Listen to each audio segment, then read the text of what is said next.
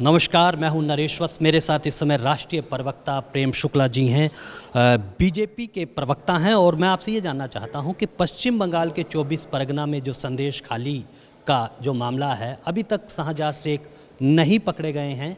क्या वजह इसकी आप मानते हैं? और पूरा जो एक वर्ग है जिसको बड़ी बिंदी वाला आपने कहा है, देखिए, स्वाभाविक तौर पर दिखाई देता है कि मुस्लिम तुष्टीकरण इसके पीछे है।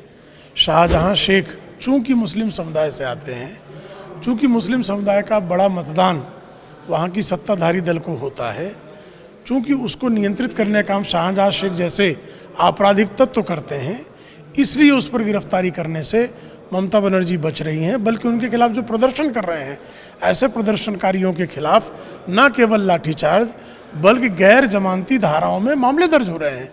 तो यह साफ तौर पर दिखाई देता है कि ममता जो हैं वो बलात्कारियों के प्रति ममता रखती हैं और जो बलात्कार पीड़िता हैं उनके प्रति निर्ममता है।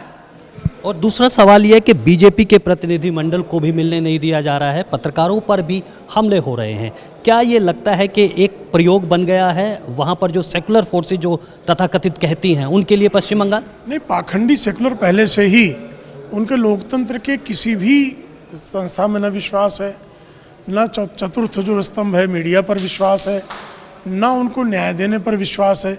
उनका एक ही विश्वास है, एन केन प्रकारेण सत्ता को कब्जा करना, और कब्जा करने के लिए आतंकवादियों आपराधिक तत्वों से भी समझौता करने में उनको कोई संकोच नहीं है। बीजेपी का क्या कदम रहेगा, क्योंकि लगातार हाईकोर्ट भी कर रहा है, ये आंदोलन चलता रहेगा या कैसे आप इसको लिखते हैं? नहीं, भारतीय जनता पार्टी जो है वो संदेश खाली की महिलाओं को न्याय दिलाने तक शांत नहीं बैठेगी, सतत सड़क से लेकर न्यायपालिका तक संघर्ष करेगी।